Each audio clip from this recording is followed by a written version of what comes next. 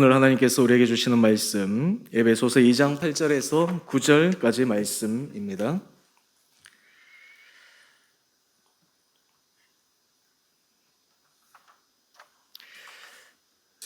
제가 말씀을 봉독하겠습니다. 너희는 그 은혜에 의하여 믿음으로 말미암아 구원을 받았으니 이것은 너희에게서 난 것이 아니요 하나님의 선물이라. 행위에서 난 것이 아니니 이는 누구든지 자랑하지 못하게 함이라. 아멘. 오늘 사순절 세 번째 주에 하나님께서 우리 사랑하는 성도님 한 분 한 분들에게 주님의 주신 은혜를 경험하는 복된 이 예배 시간 되기를 원합니다. 오늘 설교의 제목을 우리에게 주신 선물이라고 하는 이 제목으로 함께 은혜 나누기를 원합니다. 선물은 주는 사람이나 받는 사람을 행복하게 만듭니다. 작은 선물이든 큰 선물이든 그 선물에는 의미가 담겨 있고 마음이 담겨 있기 때문에 그러합니다. 특별히 어떤 선물은 사람의 인생을 변화시키기까지 합니다. 그리고 그 한 번 받은 선물이 평생 동안 추억이 되어져서 그 받은 선물을 생각할 때마다 감동이 일어나고 새로워지는 것을 경험합니다. 여러분은 지금까지 살아오시면서 여러분에게 받은 선물 가운데 어떤 선물이 가장 기억에 많이 남습니까? 또한 동시에 여러분들이 다른 사람들에게 선물을 했을 때 어떤 선물에 여러분들이 정말 마음을 담아서 진정한 선물을 했습니까? 사실 선물은 그 값보다 더 중요한 것은 그 안에 담겨진 선물하는 사람의 마음, 이것이 그 안에 얼마나 녹아들어져 있는가, 그리고 그 마음이 상대방에게 얼만큼 전달되어지는가에 따라서 그 선물의 가치는 완전히 달라지게 됩니다. 1990년에 나온 영화 가운데 프리티 우먼이라는 영화 기억하실 겁니다. 굉장히 오래된 영화이죠. 거기에 한 유능한 사업가였던 리처드 기어가 거리의 여인 줄리아 로버츠를 만나서 서로 사랑하는 그러한 이야기입니다. 신분적으로 도저히 만날 수 없는 사람인데 우연에 의해서 서로에 대한 마음이 열리고 만나게 됩니다. 재밌는 것은 이 리처드 기어는 사회적으로 부유층에 속해 있었기 때문에 그 길거리 여인과 함께 삶을 살아갈 수 있는 그러한 상황이 아니었습니다. 그런데 그의 마음이 열리고 그 여인을 변화시키기로 마음먹습니다. 그래서 그 여인에게 자신의 마음을 담아서 이런저런 사랑의 선물들을 계속해서 해줍니다. 그리고 자신의 삶의 여러 가지 모습들을 함께 공유하기 위해서 여러 가지 것들을 제시합니다. 놀라운 것은 변화될 것 같지만 않았던 그 줄리아 로버츠가 이 리처드 기어를 만나서 점점 변화되어져 갑니다. 그 사랑의 진정성에 그의 마음이 열립니다. 문화도가 바뀌어집니다. 그의 생각이 바뀌어집니다. 그래서 나중에 해피엔딩의 결론으로 이루어지는 그런 이야기를 우리는 알고 있습니다.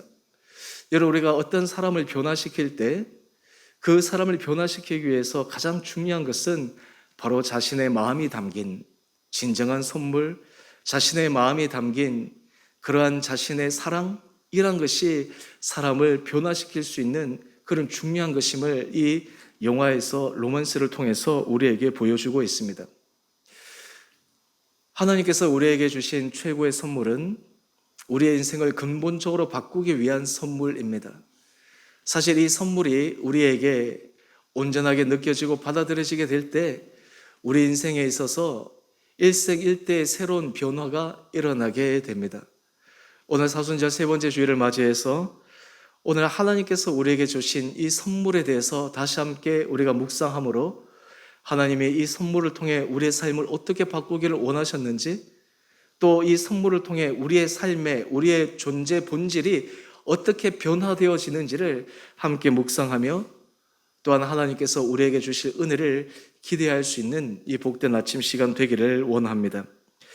먼저 하나님께서 우리에게 주신 이 선물을 기억하기 위해 우리는 인간으로서 우리의 본질적인 존재에 대해서 한번 확인해 보아야 합니다. 바로 첫 번째 영적 원리인데요. 본질상 죄의 자녀로 살아갈 수밖에 없는 우리를 구원해 주셨습니다. 여러분, 사실 인간은 알면 알수록 그 안에 선함도 있지만 그 안에 죄성의 그 악함이 얼마나 깊은지를 우리는 절감하게 됩니다. 우리가 나이가 들면 들수록 인생을 살아가면 살아갈수록 우리 자신의 인간의 그 본질상 죄의 그리고 본질상 진노의 자녀라고 하는 것을 인정할 수밖에 없습니다. 오늘 에베소서 2장 3절은 이것을 우리에게 이렇게 말씀하고 있습니다. 전에는 우리도 다 그 가운데서 우리 육체 욕심을 따라 지내며 육체와 마음에 원하는 것을 하여 다른 이들과 같이 본질상 진노의 자녀이었더니, 여러분, 겉으로 보기에는 깨끗해 보이고 겉으로 보기에는 경건해 보이고 겉으로 보기에는 의로워 보이지만 그 속으로 들어가면 다 똑같다라고 하는 것입니다. 본질상 진노의 자녀였다라고 하는 것입니다. 1850년대에 나온 문학 작품 가운데 주홍글씨라는 작품이 있습니다. 아마 여러분 이 작품 잘 아실 터인데요. 저도 대학 때도 그렇고 제가 유학 가서도 이 작품을 읽고 또 페이퍼를 쓰면서 참 많은 감동을 받았습니다. 간략하게 줄거리를 말씀을 드리면, 당시 청교도 목사였던 딤스데일은 사람들에게 많은 존경을 받는, 겉으로 보기에는 굉장히 경건한 의로운 사람이었습니다. 그런데 그에게 숨길 수 없는 치명적인 약점이 있었습니다. 바로 그것은 이 주홍글씨의 주인공이었던 헤스터라는 여인과 불륜을 통해 이 여인이 바로 불륜의 자식을 낳은 것입니다. 사실 이 주홍글씨의 첫 장면을 보게 되면 이 불륜을 해서 간음을 해서 임신을 하게 된 이 헤스터가 군중 앞에서 수치를 당하는 그 장면이 묘사됩니다. 그리고 그 벌로 이 여인은 평생 자신의 가슴에 A라고 하는 이 글자를 붙이고 살아야 했습니다. 이 A라고 하는 것은 영어로 얘기하면 간음, 어덜터리 해서 그 간음의 첫 글자를 딴 것이죠. 근데 사람들에게 얘기합니다. 사람들이 묻습니다. 당신과 함께 불륜을 저지른 사람은 누구인지 우리에게 알려달라. 그 사람도 함께 이 자리에 세우겠다. 하지만 이 여인은 얘기하지 않습니다. 평생 동안 그것을 가슴에 묻어두고 살아갑니다. 그런데 중요한 것은 바로 이 여인과 불륜을 저지른 사람이 바로 그 당시 존경을 받았던 청교도 목사였던 딤스데일이라고 하는 사람이었습니다. 이야기의 끝부분으로 가면 딤스데일은 겉으로는 사람들에게 존경을 받고 신망을 받았지만 그의 마음은, 그의 속은 타들어 들어갔습니다. 오히려 이 헤스터는 사람들에게 공개되어진 죄인이었기 때문에 비난을 감수하며 그것을 살아갔지만 그는 자신의 숨겨진 그 죄악으로 인해서 자신의 영혼은 피폐해져 갔습니다. 결국에 소설의 끝에 가면 그는 자신의 실체를 드러냅니다. 그리고 자신이 바로 이 죄를 지었던 범인이었음을 고백하게 됩니다. 이 작품을 통해서 우리는 확실하게 알 수 있는 것이 있습니다. 이 세상에는 두 부류의 사람이 있습니다. 한 부류의 사람은 드러난 죄인입니다. 또 한 부류의 사람은 드러나지 않은 죄인입니다. 모든 사람들이 드러나는 죄인과 그리고 드러나지 않는 죄인으로 구별할 수 있습니다. 어떨 때는 손가락질하고 저 사람의 잘못에 대해서 사람들이 비판하지만 실제로 드러나지 않았을 뿐이지 그 안에 숨겨진, 감추어진 그 드러나지 않는 죄인의 모습은 모든 사람들이 갖고 있는 공통된 속성이다라고 하는 것입니다. 여러분, 오늘 하나님께서 우리 인간을 보실 때 모든 사람이 죄인이다라고 하는 것이 바로 여기에 있습니다. 우리가 아무리 겉으로 깨끗해 보이고 의로워 보이고 하나님 앞에서 정결하게 살아간다 하더라도 우리의 존재 자체는 근본적으로 우리 힘으로 결코 의로울 수 없는 죄인인 것을 오늘 성경은 이야기를 합니다. 그리고 이 결과는 그 죄에 합당한 결과를 책임져야 될 그런 진노의 자녀라고 우리에게 이야기를 하고 있습니다. 그러면 도대체 이 문제가 어떻게 된 것입니까? 로마서 5장 12절 말씀을 한번 보십시다. 한 사람으로 말미암아 죄가 세상에 들어오고 죄로 말미암아 사망이 들어왔나니 이와 같이 모든 사람이 죄를 지었으므로 사망이 모든 사람에게 이르렀느니라. 하와의 타락, 아담의 타락, 이것이 온 인류의 최초의 죄가 되어서 그때부터 온 인류는 이 죄의 문제에서 벗어날 수 없었습니다. 에덴 동산에서 쫓겨났습니다. 심지어는 그의 자녀 가인이 자기의 동생 아벨을 죽이는 살인을 저지르게 됩니다. 그래서 여러분, 성경의 역사를 보게 되면 이 성경의 역사는 참으로 추한 그러한 인간의 비참한 모습이 많이 드러납니다. 믿음의 조상 아브람이라고 하더라도 그가 하나님의 언약의 약속의 말씀을 이루기 위해 노력했지만 인간적인 실수를 통해 그가 태어난 이스마엘, 그래서 사라와 하갈 사이에 시기와 갈등이 일어나고, 그리고 하나님께서 12지파를 세우시는 그 선조가 된 야곱조차도 그의 아들 당대에서 얼마나 많은 어려움이 일어났는가라고 하는 것을 우리는 확인할 수가 있습니다. 여러분, 사실 그러기에 우리는 하나님 앞에서 죄인임을, 하나님 앞에서 이 죄의 길고가 사망에 이를 수밖에 없음을 우리는 고백하지 않을 수가 없습니다. 왜 이 죄의 길고가 사망에 이를 수밖에 없게 되었나요? 바로 로마서 8장 44절은 이렇게 우리에게 말씀하고 있습니다. 너희는 너희 아비 마귀에게서 났으니 너희 아비의 욕심대로 너희가 행하고자 하느니라. 그는 처음부터 살인한 자요 진리가 그 속에 없으므로 진리에 서지 못하고 거짓을 말할 때마다 제 것으로 말하나니 이는 그가 거짓말쟁이요 거짓의 아비가 되었음이라. 바로 이 죄는 우리의 원수 마귀에게서부터 출발된 것이기에 결국에는 이 마귀의 그 계획과 결과에 따라서 죽을 수밖에 없는 사망에 이르게 되는 것, 이것이 바로 인간의 본질적인 그런 존재 이유다라고 하는 것입니다.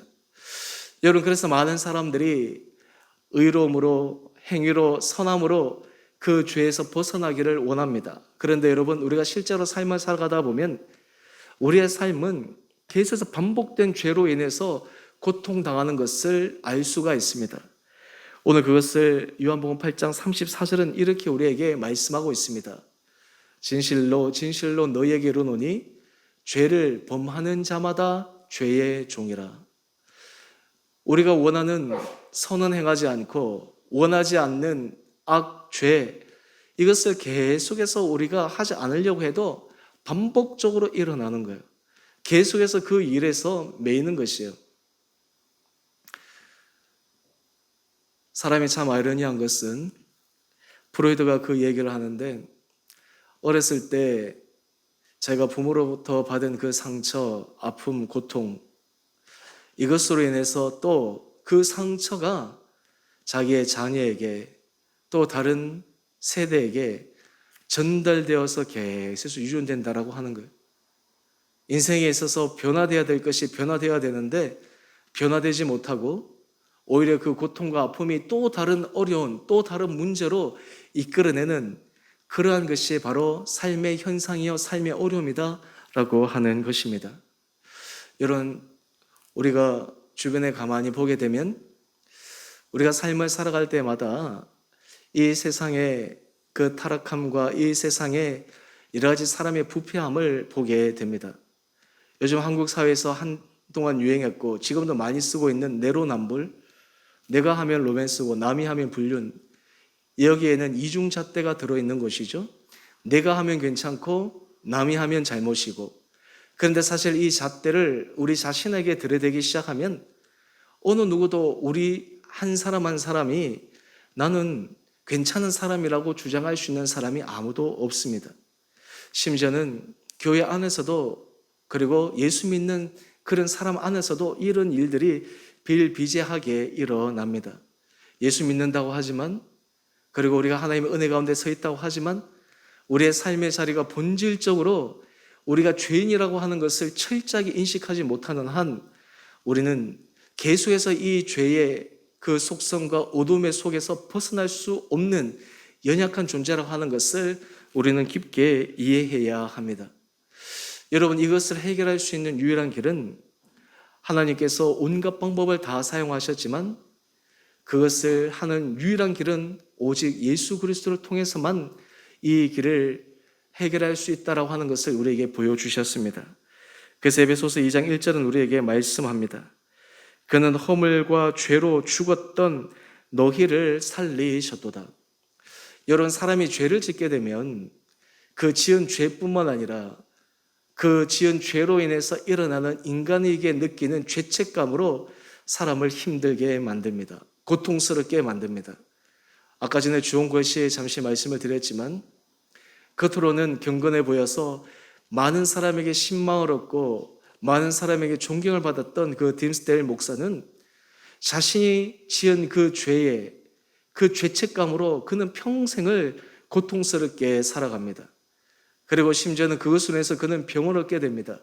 그의 심신이 파리해지게 됩니다. 여러분, 우리가 삶을 살아가면서 어떤 잘못을 했을 때, 어떤 실수를 했을 때 거기에 대해서 사람들이 자기도 모르는 사이에 이 깊은 죄책감으로 고통당하게 되어 있습니다. 사실 죄는 그 죄를 지은 사람이나 또 죄로 인해서 일어나는 결과로 인해서 본인과 상대방을 함께 죽이는 그런 결과를 낳게 된다라고 하는 것입니다. 오늘 이것을 해결할 수 있는 유일한 길은 바로 십자가에서 허물과 죄로 우리를 위해서 죽으신 예수 그리스도의 십자가 보혈 앞에 설 때만 이것이 가능한 것입니다. 제가 지난주 개소에서 기도원에서 이제 기도를 하고 또 여러 가지 시간들을 보냈는데요.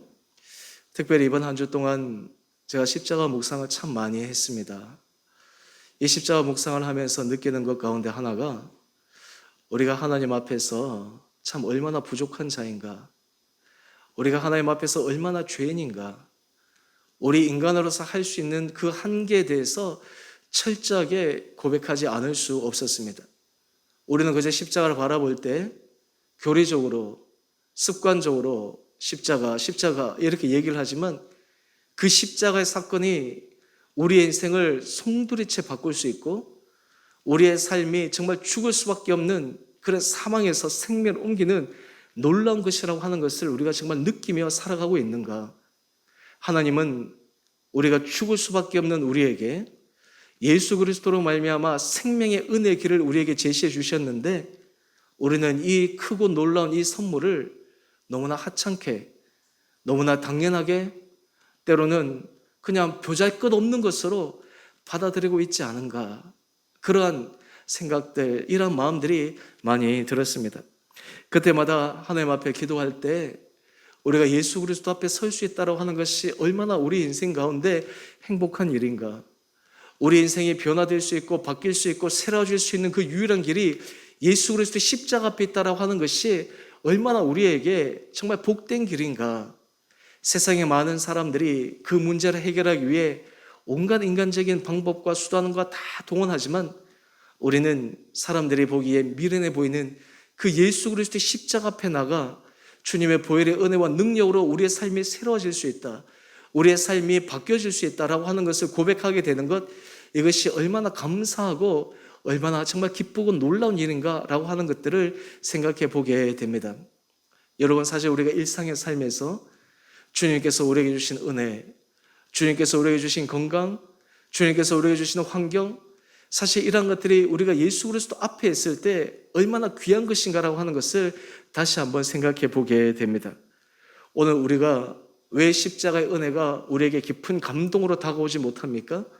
왜 십자가의 은혜가 우리에게 정말 하나님께서 우리에게 주신 최고의 선물이다라고 하는 것을 우리가 인식하지 못합니까? 이유는 우리 자신이 하나님 앞에 본질상 진노로 죽을 수밖에 없는 죄인이다라고 하는 것을 명확하게 인식하지 못하기 때문에 그러합니다.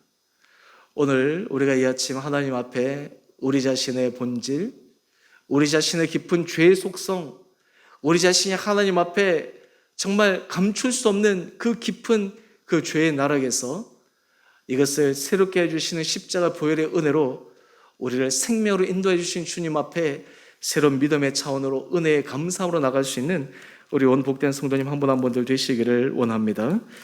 이어서 하나님께서 우리에게 주신 이 선물을 생각할 때 우리가 해야 될 중요한 믿음의 삶의 모습이 있습니다. 바로 그것은 오직 은혜로 구원의 선물을 받은 자는 행위를 자랑하지 않습니다 라고 하는 것입니다. 에베소서 2장 8절 상반절 말씀을 보면 우리는 그 은혜에 의하여 믿음으로 말미암아 구원을 받았으니, 여러분 사실 우리가 구원을 받을 때 우리가 한 것은 아무것도 없습니다. 오직 전적인 주님의 은혜입니다. 주님이 먼저 우리를 사랑하시고, 주님이 먼저 우리에게 손을 내어주시고, 주님이 먼저 우리의 인생 가운데서 생명길로 인도하기 위해서 예비하신 그 길을 우리에게 주신 것입니다. 은혜라고 하는 것은 값없이 주어진 것을 의미합니다. 여러분, 우리 인생을 살아갈 때 우리가 하나님 앞에 나는 은혜 받은 자다 라는 것을 고백하는 것이 얼마나 복된 인생인지 모릅니다. 그 은혜에 의해서 우리가 예수 그리스도를 주라 고백하고 믿는 것조차도 바로 주님의 은혜다라고 하는 것입니다. 오늘 이것을 고백하게 될 때 오늘 주님이 우리로 말미암아 주님이 예수 그리스도의 은혜 안에 우리에게 새로운 생명의 길로 인도하시는 것을 우리는 확인할 수가 있습니다. 오늘 그래서 에베소서 2장 4절 5절은 이렇게 우리에게 말씀하고 있습니다. 긍휼이 풍성하신 하나님이 우리를 사랑하신 그 큰 사랑을 인하여 허물로 죽은 우리를 그리스도와 함께 살리셨고, 여러분 우리가 십자가를 묵상할 때 십자가는 죽음입니다. 사망입니다. 징벌입니다. 그런데 이 십자가를 통해서 하나님께서 예수 그리스도 살리신 그 놀라운 은혜의 능력을 우리에게도 주신다라고 하는 것, 이것이 바로 십자가의 신비입니다. 뿐만 아닙니다. 에베소서 2장 6절은 이어서 우리에게 이야기합니다. 또 함께 일으키사 그리스도 예수 안에서 함께 하늘에 앉히시니, 하나님께서 우리를 이 세상에서 구원의 초기 단계뿐만 아니라 우리로 하여금 영원한 주님의 자녀로 설 수 있는 그 길로 우리를 인도해 주셨다라고 하는 것입니다. 여러분 사실 이런 의미에서 우리가 구원받은 자다라고 하는 것은 하나님께서 우리의 인생을 끝까지 책임져 주신다라고 하는 놀라운 믿음의 고백이 그 가운데 담겨 있습니다. 많은 사람들은 앞으로 일어날 미래에 대해서 불안해합니다. 초조해합니다. 불안해합니다. 하지만 우리가 예수 그리스도의 십자가의 은혜 아래 서 있는 믿음의 담대한 고백을 하는 사람들은 주님께서 우리를 마지막까지 천성에 이르도록 우리를 붙들어 주신다, 우리를 인도해 주신다, 우리를 잡아주신다라고 하는 분명한 믿음의 확신입니다. 요즘 우리 주변에 이 코로나 확진자들이 좀 많지 않습니까? 이 가족들도 그렇고요. 저도 일주일 동안 지금 기도원에 가 있는 이유가 우리 아들이 지난주 확진이 되어가지고 그래서 이제 좀 격리하게 되고 아무래도 조심스러워서 있게 되는데요. 그러다 보니까 우리 주변에 다 확진이 많이 되더라고요. 또 다른 가족들도 되고, 그래서 지금 이게 참 문제가 우리 주변에서 계속 일어나니까 이거 정말 피할 수 없는 그런 문제구나. 그리고 심지어는 이 일로 인해서 보니까 우리가 아무리 노력하고 애쓰고 정말 조심조심해도 이것이 정말 되어지지 않겠구나. 그래서 제가 아들한테 한 번씩 전화를 해서 이렇게 얘기해요. 오늘 몸이 좀 어떠니? 좀 많이 좋아졌어요? 괜찮아요? 한 이틀 지나서 또 전화했어요. 몸이 좀 어떠니? 그랬더니 괜찮아요. 제가 한 4일째 또 했더니 갑자기 아들이 저한테 아빠 그만 그 질문 하세요. 왜? 그랬더니 몸이 좋은데 자꾸만 저한테 안 좋냐고 물으니까 제가 노이로제가 걸리잖아요. 지금 좋아지고 있어요. 걱정하지 마세요. 그러나서 그래도 제 안에 정말 완전히 좋아져야 될 텐데 이것 때문에 계속 체크하게 되는 것이죠. 여러분 사실 우리가 삶을 살아갈 때 우리 안에는 항상 늘 노심초사하는 마음이 있게 마련입니다. 혹시 우리 안에는 몇 프로의 그런 일어나지 않을 가능성에 대해서 생각하면서 혹시 그것이 일어나면 어떡하지? 혹시 그것이 우리 삶에 있어서 생기면 어떡하지? 그런데 우리가 주님의 은혜 아래 서 있을 때 주님께서 그것을 우리에게 해소할 수 있는 생명의 길로 인도해 주신다라고 하는 것입니다. 여러분, 구원의 길 안에 서 있다라고 하는 것은 우리의 모든 인생을 주님 앞에 맡긴 것이죠. 주님 앞에 드린 것이죠. 주님이 우리를 붙들어 주시기 때문에 우리가 최후의 승리자가 될 수 있다라고 하는 것입니다. 노종사님도 그렇고 우리 확진되었다가 한 일주일 만에 이제 괜찮아졌어요. 또 아이러니한 것은 또 금요일 날 우리 천원사님이 또 확진이 되었다고 또 나한테 연락이 와서, 그래서 지금 막 번갈아 가면서 이렇게 막 되는 거예요. 근데 제가 토요일 날 아내하고 그런 얘기를 했어요. 야, 참 확진이 돼도 정말 신기하게 됐다. 만약에 교육자 한꺼번에 같이 하게 되면 이거 완전 전체적으로 올스탑 될 텐데, 그나마 그 가운데서도 참 이게 되는 것 가운데서도 또 감사해야지, 또 그런 고백을 하게 됩니다. 여러분, 사실 하나님께서 우리의 인생을 우리보다 더 정확하게 알고 계십니다. 우리의 인생을 하나님께서 더 섬세하게 인도하여 주십니다. 이것이 바로 하나님의 은혜입니다. 우리가 계획하고 우리가 아무리 노력해도 우리 힘대로 되는 것이 없습니다. 전적인 주님의 은혜에 의해서 이것이 이루어지는 것, 이것이 바로 우리는 은혜로 살아가는 사람입니다. 이 세상을 살아갈 때 어떤 사람들은 은혜로 살아가는 삶이 그저 뭐 대단한가 그렇게 생각할 수 있지만, 은혜로 살아가는 삶이 가장 최고의 삶임을 믿음으로 고백할 수 있는 우리 성도님 될 수 있게 되기를 원합니다. 여러분, 이렇게 될 때 우리가 반드시 명심해야 될 두 가지가 있습니다. 바로 첫 번째, 에베소서 2장 8절 말씀인데요. 이것은 너희에게서 난 것이 아니요 하나님의 선물이라 라고 하는 것입니다. 여러분, 이것은 결대로 우리에게서 어떤 받을 만한 조건과 자격에 의해서 일어난 것이 아니라고 하는 것을 우리는 기억해야 합니다.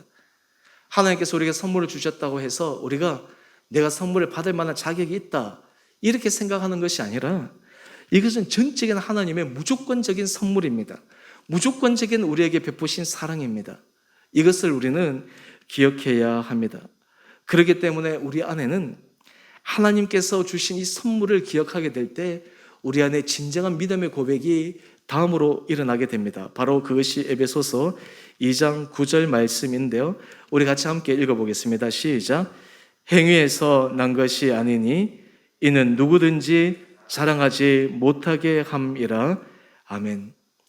행위에서 난 것이 아니니까 누구든지 자랑하지 못한다라고 하는 거예요. 자랑할 것이 없다는 거예요. 내세울 게 없다는 거예요. 내가 이렇게 해서 이렇게 했습니다라고 얘기할 수 있는 것이 아무것도 없다라고 하는 것입니다. 여러분, 사실 그런 의미에서 우리가 하나님 앞에 은혜 받은 자로 서는 사람들은 그저 하나님 앞에 이 모든 것이 주님께서 하셨습니다. 주님께서 인도하여 주셨습니다. 주님께서 붙들어 주셨습니다. 주님께서 하신 놀라운 일입니다 라는 것을 믿음으로 고백하는 우리 온 성도들 될 수 있게 되기를 원합니다. 여러분, 특별히 우리가 이러한 믿음의 길을 서가게 될 때 우리 안에 확인해야 될, 믿음 안에서 테스트해야 될 중요한 것이 있습니다. 바로 고린도후서 13장 5절 말씀인데요. 우리 마지막으로 이 말씀을 함께 읽어보겠습니다. 시작. 너희는 믿음 안에 있는가 너희 자신을 시험하고 너희 자신을 확증하라. 예수 그리스도께서 너희 안에 계신 줄을 너희가 스스로 알지 못하느냐. 그렇지 않으면 너희는 버림받은 자니라. 아멘.